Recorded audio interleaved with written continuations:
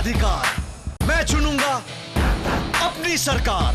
ये सिद्ध है सच को दिखाने की, ऐ इंडिया तुझको आजमाने की। वो ताकत है ये बताने की, आगे बढ़ेगा अब तो हर दिल में धड़केगा इंडिया। वोट करेगा इंडिया, आगे बढ़ेगा इंडिया। नमस्कार, आदाब। मैं हूं त्रिदीप रमण। वोट करेगा इंडिया में आपका स्वागत है। आज हम बात करने वाले हैं छोटे और क्षेत्रीय दलों की और उनके बड़े मंसूबों की। इस पर बात करने के लिए हर रोज की तरह आज भी स्टूडियो में मौजूद हैं देश के जाने माने चुनाव विश्लेषक अरविंद मोहन। अरविंद जी, प्रोग्राम में आपका बहुत बहुत स्वागत है। क्या लगता है आपको, इस बार छोटे दलों की भूमिका कितनी रहने वाली है इन चुनाव में? देखिए, लगातार छोटे दलों की भूमिका बढ़ती गई है। पिछले 5-6 पार्लियामेंट से उनकी सीटें बढ़ती गई हैं।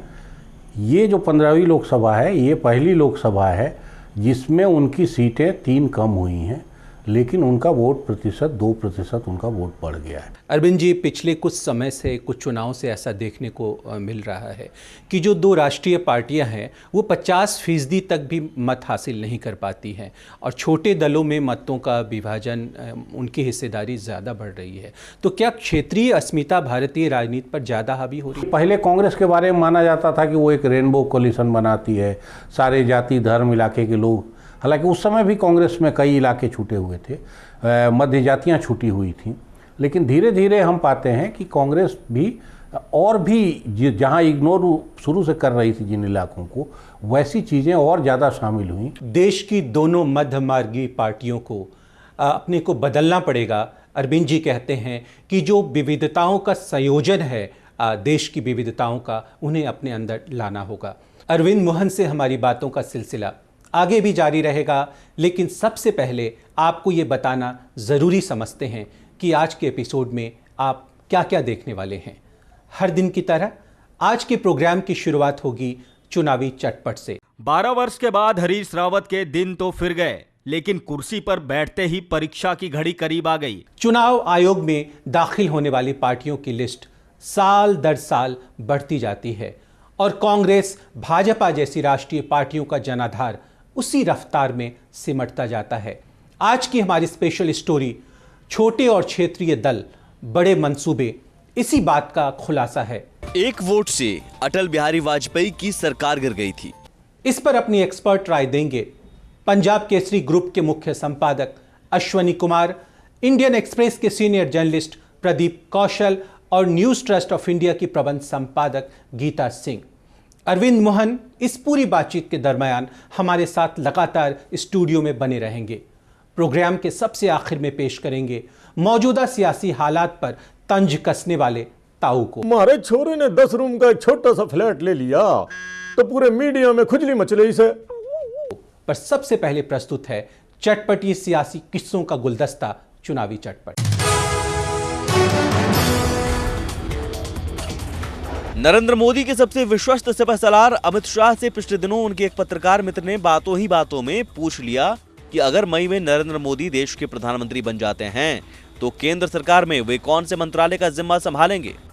बगैर एक पल की देर किए शाह ने कहा, अगर मोदी पीएम तो मैं फिर गुजरात का सीएम। 12 वर्ष के बाद हरीश रावत के दिन तो फिर गए, लेकिन कुर्सी पर बैठते ही परीक्षा की घड़ी करीब आ गई। चुनौती लोकसभा चुनाव में पार्टी को जिताने की है। पार्टी के अंदर की खींचतान से भी उन्हें निपटना है। समय कम है और काम ज्यादा। कैबिनेट की मीटिंग बुलाकर उन्होंने पानी, बिजली और सड़क के लिए बजट बढ़ा दिया। अगले 2 महीने में प्रदेश को इन समस्याओं से निजात दिलाने का उनका इरादा है। लेकिन पब्लिक सब जानती है कि सारी कवायद के पीछे चुनावी मंशा है। वैसे पार्टी की ब्राह्मण लॉबी अभी से उन्हें निपटाने में जुट गई है। अगर रावत के कदम लड़खड़ाए तो चुनाव के बाद कुर्सी भी खतरे में पड़ सकती है। अपने रिश्ते, अपने कदम, अपनी गति खोजने की जुम्बिश। गठबंधन राजनीति के इस युग में दिल्ली की गद्दी साथी संगियों के आंकड़ों के खेल पर टिकी है। ऐसे में किसी भी बड़े दल के लिए छोटे से छोटा दल भी बड़े महत्व का है। आइए देखते हैं आज का खास पैकेज, छोटे और क्षेत्रीय दलों की बड़ी होती महत्वाकांक्षाएं।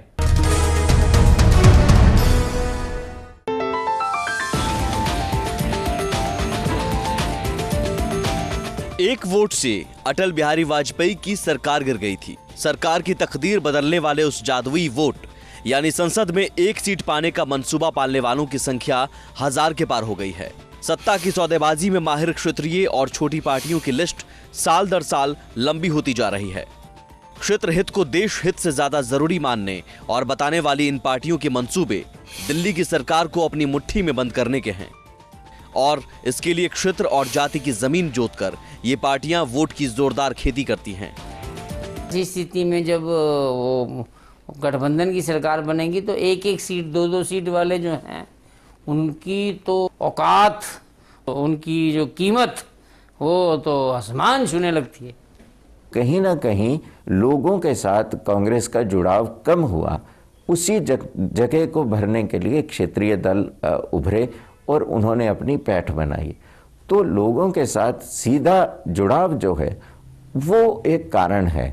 अभी अस्मिता की बात नहीं है, अभी राज्यों की अलग पहचान को भी लेकर के देश के अंदर कोई खास माहौल नहीं। छोटे और क्षेत्रीय दलों की एक मंशा हमेशा से साफ रही है कि उनकी इम्पोर्टेंस, उनकी महत्ता वहीं बढ़ेगी जिसकी सीटें कम आएंगी, और सत्ता में जाने के लिए वो हमेशा से ललायत रहे हैं। उनका एक ही एम होता है, सत्ता पाना। क्षेत्र के विकास का गीत गाने वाली ये पार्टियां देश के विकास की बाहें मरोड़ने की ताकत रखती हैं। इनके दबाव की राजनीति से देश का विकास दब जाता है। क्षत्रपों की खजाना लुटाने वाली नीतियां अर्थतंत्र को तार तार कर देती हैं। मजबूत आधार वाली ये पार्टियां केंद्र सरकार को कमजोर बनाती हैं।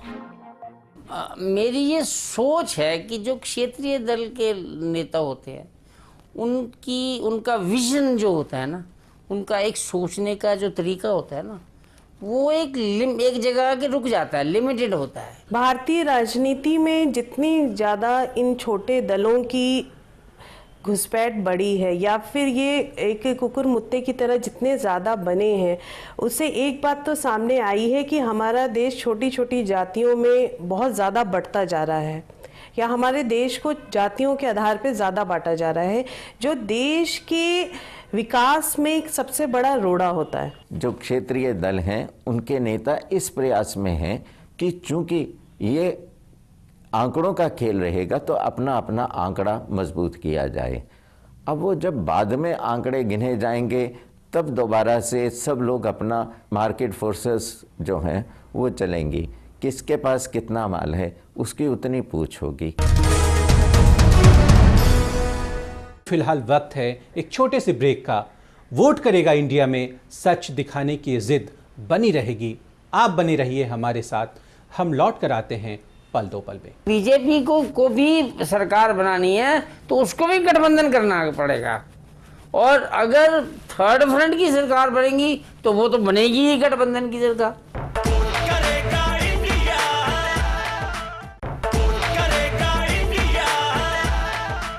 ब्रेक के बाद आपका स्वागत है। 2014 के महाचुनावी मुकाबले को एक नए नज़रिए से देखने वाले प्रोग्राम वोट करेगा इंडिया में। ब्रेक पर जाने से पहले हम देख रहे थे एक स्पेशल पैकेज कि 2014 के इन चुनाव में छोटे और क्षेत्रीय दलों की भूमिका इतनी बड़ी क्यों रहने वाली है। चुनाव आयोग की सूची में जितनी पार्टियों के नाम दर्ज हैं, उनमें से सैकड़ों ऐसी पार्टियां हैं जिनका पता ठिकाना खोज पाना आसान नहीं है। लेकिन ये पार्टियां ठीक चुनाव के पहले सक्रिय हो जाती हैं। मैदान में इनके उम्मीदवार भी उतरते हैं, लेकिन इनमें से सैकड़ों का इरादा शायद जीतने का नहीं होता है। कुछ का इरादा अपनी बिरादरी का वोट बटोर कर किसी दूसरे की राह आसान बनाना या फिर किसी की राह में कांटे बिछाने का होता है। राष्ट्रीय पार्टियों से हिसाब चुकता करने के नाम पर कई क्षेत्रीय पार्टियां बनती और बिगड़ती रही हैं। बीजेपी से अलग होकर कल्याण सिंह ने अपनी पार्टी बनाई। लोध वोट के सहारे वो कोई चमत्कार भले ही नहीं कर पाए, लेकिन बीजेपी की जीत की राह में कांटे खूब बोए। ऐसा ही कुछ कर्नाटक में बीएस येदियुरप्पा ने किया। उनकी पार्टी केजीपी जितनी सीटें जीत पाई, उससे कई गुना अधिक सीटों पर बीजेपी की हार पक्की कर दी। हिमाचल में महेश्वर सिंह और राजस्थान में किरोड़ी लाल मीणा बीजेपी का खेल बिगाड़ने का मौका नहीं चूकते, तो बिहार में उपेंद्र कुशवाहा नीतीश कुमार की दुकान बंद करवाने पर तुले हैं। केरल में कांग्रेस से नाराज करुणाकरण ने पार्टी बनाई, तब कांग्रेस को 20 में 19 सीटों पर हार का स्वाद चखना पड़ा। असम में बदरुद्दीन अजमल ने कांग्रेस की नाक में दम कर रखा है। अगर बीजेपी को भी सरकार बनानी है तो उसको भी गठबंधन करना पड़ेगा, और अगर थर्ड फ्रंट की सरकार बनेगी तो वो तो बनेगी ही गठबंधन की सरकार, तो गठबंधन तो पक्का ही है। छोटे दलों की महत्वाकांक्षा जागना या बड़ा होना, ये तो बिल्कुल पूरे इस समय जो राजनीतिक खेल चल रहा है या जो राजनीतिक परिस्थितियां हैं उसकी एक कठोर वास्तविकता है। पार्टियां 1200 से ज्यादा हैं, लेकिन 2009 के चुनाव में कुल 38 पार्टियों के उम्मीदवार ही जीत दर्ज कर पाए। इन 38 में से मात्र 10 पार्टियों की संख्या ही 2 अंकों में पहुंच पाई। 1 दर्जन पार्टियों को तो महज एक सीट से ही संतोष करना पड़ा। लेकिन लोकसभा के चुनाव में परिस्थितियां बदल जाती हैं। लोकसभा के चुनाव 2 या 3 बड़ी पार्टियों के बीच में ही सीधे तौर पे लड़े जाते हैं। उसमें इन्हें ये देखना होता है कि किसके साथ जाएंगे। वहाँ इन्हें सेकुलरिज्म या कम्युनलिज्म का एक फंडा इनके सामने ज़्यादा होता है। जब 11 पार्टियों के तीसरे मोर्चे का स्वरूप परवान चढ़ा तो कई क्षेत्रीय सूरमा इसकी सवारी से चूक गए। मुलायम के रहते माया, वाम के रहते ममता, जयललिता के रहते करुणानिधि का इस मोर्चे में शामिल होना नामुमकिन सा था। चुनांचे ऐसे क्षेत्रीय सुरमाओं को अपने लिए अलग राह बनानी है, राह जो एनडीए या यूपीए से दिगर कहीं और जाती हो। इसके अलावा कई प्रभुत्व वाले क्षेत्रीय दलों ने एनडीए या यूपीए का दामन पहले से थामा हुआ है। नहीं, कांग्रेस तो बड़ी कोशिश कर रही है। जैसे आप देखिए वो मायावती जी को क्लीन चिट अचानक मिल गई, सीबीआई के केस बंद हो गए, तो इससे इंडिकेशन क्या मिलता है कि कांग्रेस उनको खुश कर रही है कि हमारे साथ आना। इसी तरह मुलायम सिंह जी के भी, उनको भी क्लीन चिट दिला दी गई सीबीआई से। लालू जी जेल भी गए और जेल से बाहर भी आ गए, आज भी वो कांग्रेस के गुण गा रहे हैं। ऐसे क्षेत्रीय दल जो थर्ड फ्रंट के मंच पर नहीं दिखाई दिए, उनकी एक अपनी महती भूमिका रहेगी चुनाव के बाद। गठबंधन के युग में आंकड़ों का गणित सबसे कठिन होता है, जो हल कर पाता है गद्दी उसी की होती है। इसलिए संख्या के इस खेल में सत्ता की थोड़ी मलाई इन्हें भी चखने को मिलती है। इसलिए क्षेत्रीयता और जाति की जमीन पर खड़ी ये पार्टियां सत्ता की सौदेबाजी को अपनी सियासी ताकत बनाने में लगी हैं। अरविंद जी, जो लोग चले गए तीसरे मोर्चे में उसकी तो बल्ले बल्ले है, और जो नहीं जा पाए उनका क्या होगा? कि जहाँ सरकार बनाने की मुश्किल शुरू होती है वहाँ हर एक सांसद, हर एक विधायक की कीमत आसमान में हो जाती है। और डेमोक्रेसी अपने आप में इतना ज़बरदस्त पल रहा है कि एक बाट इस पार से उठा के दूसरी तरफ रख दीजिए तो उसका वजन दोगुना हो जाता है। अरविंद जी, जो ये 11 दलों का गठबंधन हुआ है, तो आपको लगता है ये चुनाव पूर्व गठबंधन का स्वरूप ले पाएगा? ये कि एक एजेंडे के साथ जाना होगा चुनाव में, एक मैनिफेस्टो के साथ जाना होगा, कॉमन मिनिमम प्रोग्राम कम से कम बना के जाना होगा, कहीं ना कहीं लीडरशिप भी प्रोजेक्ट करना पड़ेगा। ये तीनों चीज़ें, बातें जो हैं वो बहुत मुश्किल हैं, वो आसान नहीं है। अरविंद जी, जो ये तीसरा मोर्चा बना है, ये कहते हैं सांप्रदायिकता के विरोध में है, यानी नरेंद्र मोदी को रोकने का जो एजेंडा है, तो आपको लगता है तीसरे मोर्चे और कांग्रेस दोनों इस पर एक मत हैं? नहीं, फिर गैर कांग्रेसवाद भी चलेगा। यही 2 सूत्र हैं जिस पे सारी पर ये गैर कांग्रेसवाद की तो बात नहीं कर रहे हैं अरविंद जी। नहीं, मोदी तो कांग्रेस हटाओ, ख़त्म करो, माने देश बचाओ, कांग्रेस हटाओ। अब से पहले वाम मोर्चा गैर कांग्रेसवाद और गैर भाजपावाद की रट लगाता था, अब वो केवल गैर भाजपावाद पे आके टिक गया है। निश्चित रूप से अभी उसको ये दिख रहा है कि नरेंद्र मोदी हमको अपने साथ लेने, मैंने लेफ्ट पार्टियों को छोड़ दीजिए, बाकी दलों को भी नरेंद्र मोदी कितनी जगह देंगे या उनकी नरेंद्र मोदी के साथ कितनी बनेगी ये कहना मुश्किल है। उस तुलना में उनको इस बार अभी दिखाई देता है। तो कांग्रेस की बी टीम बनकर तो नहीं रह जाएगा ये तीसरा मोर्चा? इस बार भी ये कोशिश होगी, लेकिन इस बार उतने छोटे पीरियड का मामला नहीं है। अगर नरेंद्र मोदी को रोकना ही है उनको, और नरेंद्र मोदी कुछ सीटों से पिछड़ जाते हैं, तो फिर नरेंद्र मोदी कोई गायब हो जाएंगे देश की पॉलिटिक्स से, ऐसा नहीं है। अरविंद जी, जो लोग इस मोर्चे में शामिल नहीं हो पाए, जो क्षेत्रीय नेता, क्षेत्रीय दल, मसलन ममता बनर्जी, मायावती, करुणानिधि, जगन मोहन रेड्डी, बहुत सारे नाम हैं, वो क्या करेंगे, किधर जाएंगे वो? नहीं, असली चीज़ ये है कि किसके पास कितनी सीटें आती हैं और अगले पार्लियामेंट की शक्ल सूरत कैसी बनती है। नरेंद्र मोदी और बीजेपी के लिए ये खतरे की घंटी हो सकती है। जो ऐसी छोटी पार्टियां, ये क्षेत्रीय दल हैं, उन्हें भाजपा के साथ जाने में बहुत परेशानी हो सकती है, ऐसा अरविंद जी का मानना है। अरविंद मोहन से हमारी बातों का ये कारवा यूं ही चलता रहेगा, पर फिलहाल वक्त है एक छोटे से ब्रेक का। वोट करेगा इंडिया में सच दिखाने की जिद बनी रहेगी। आप बने रहिए हमारे साथ, हम लौट कर आते हैं पल दो पल में। हमारे छोरे ने 10 रूम का एक छोटा सा फ्लैट ले लिया तो पूरे मीडिया में खुजली मच रही से।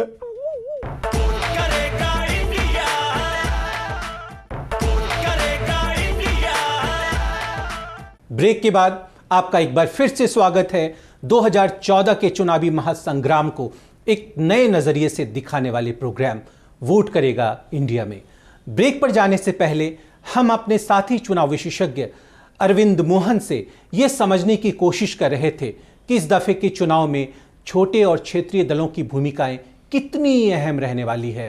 अरविंद जी, क्षेत्रीय अस्मिता का सवाल बार बार उठता रहा है, क्या लगता है आपको इस बार? बहुत ही मोनोलिथिक अगर संगठन का रंग रूप रहेगा तो उसमें ये चीज़ें उभरेंगी ही।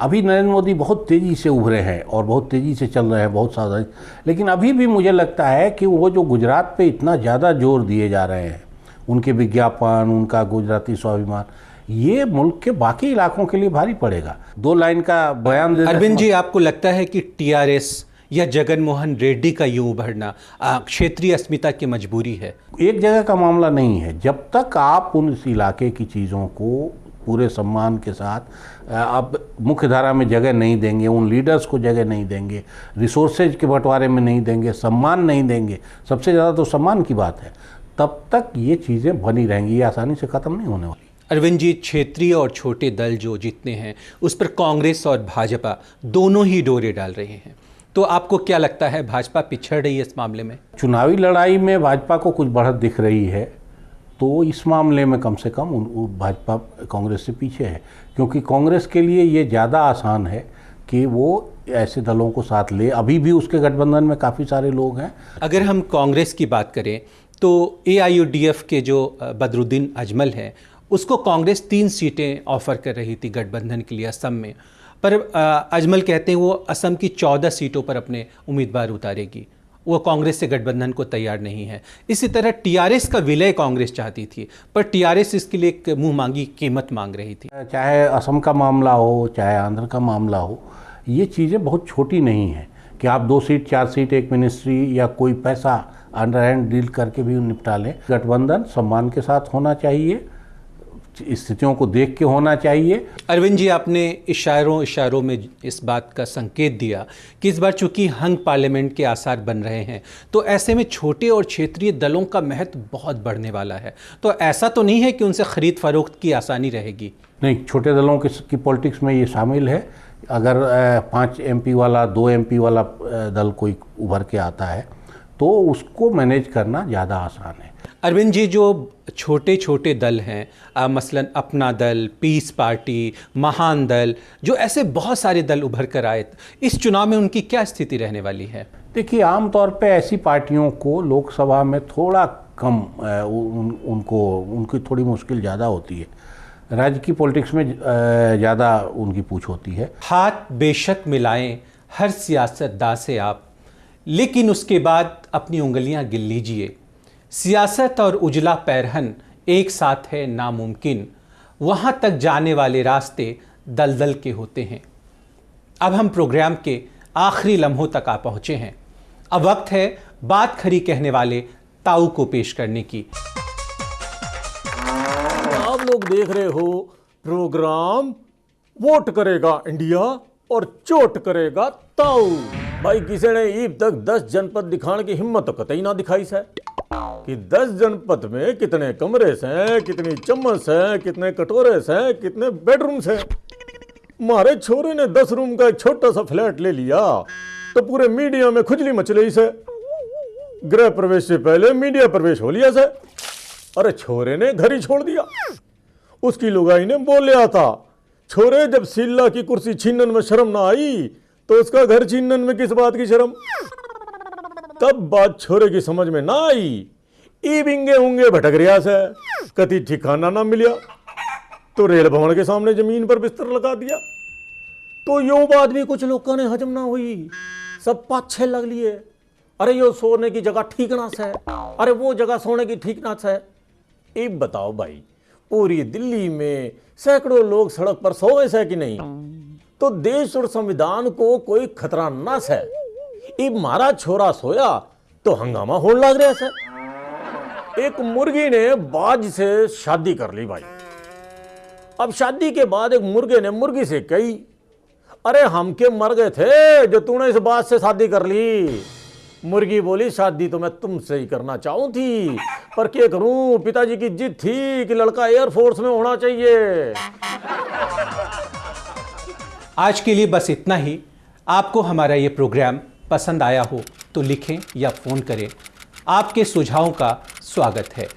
कल फिर होगी मुलाकात इसी वक्त, इसी प्रोग्राम में, इसी चैनल पर, सच दिखाने की इसी जिद के साथ। तब तक के लिए मैं त्रिदीप रमण अपने साथी चुनाव विशेषज्ञ अरविंद मोहन और एनटीआई मीडिया की पूरी टीम के साथ आपसे लेता हूं विदा। नमस्कार। वोट करेगा इंडिया, आगे बढ़ेगा इंडिया। वोट करेगा इंडिया, आगे बढ़ेगा इंडिया। वोट करेगा इंडिया, इंडिया आगे बढ़ेगा इंडिया। वोट करेगा इंडिया, आगे बढ़ेगा इंडिया। वोट करेगा इंडिया, आगे बढ़ेगा इंडिया। ये जिद है सच को